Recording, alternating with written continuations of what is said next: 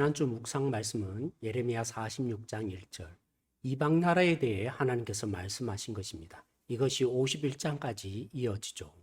43장에 하나님의 약속의 말씀에 불순종하여 애굽으로 피신하여 편안히 살고자 했던 이스라엘에게 어떤 징계가 임할지를 말씀하셨고요. 이와 대조된 46장부터 열방의 심판의 메시지가 주어집니다.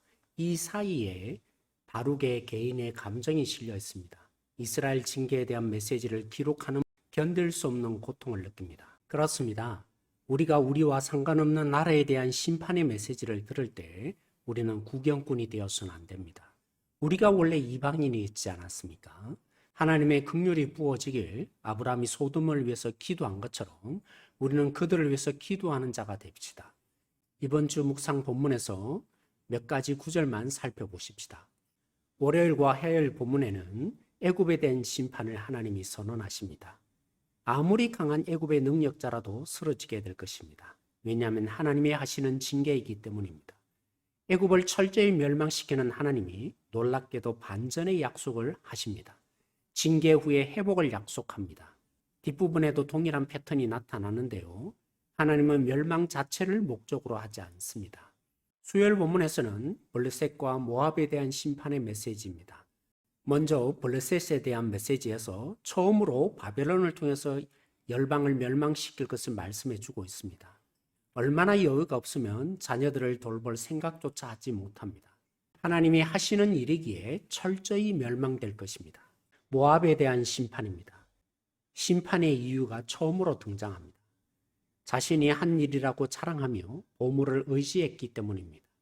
10절에 선지자 예레미야가 심판한 일을 충실히 하라고까지 할 정도로 모압도 심판이 철저히 이루어지게 될 것입니다. 목요일 본문에서 모압이 멸망하는 또 다른 이유가 드러납니다. 모압의 국가신 그모스를 그들은 의지했기 때문입니다. 금요일에서는 또 다른 모압의 징계 이유를 하나님이 말씀하시는데요. 교만했기 때문입니다. 그 교만이 구체적으로 어떻게 나타났습니까? 이스라엘이 징계받을 때 그들은 조롱했습니다. 이방인을 바라보며 개처럼 취급한 이스라엘이 하나님의 오래 참으심과 인내하심과 용납하심을 멸시했다는 로마서의 바울의 진단을 생각나게 합니다. 금요일 본문에 반전의 메시지가 나타납니다.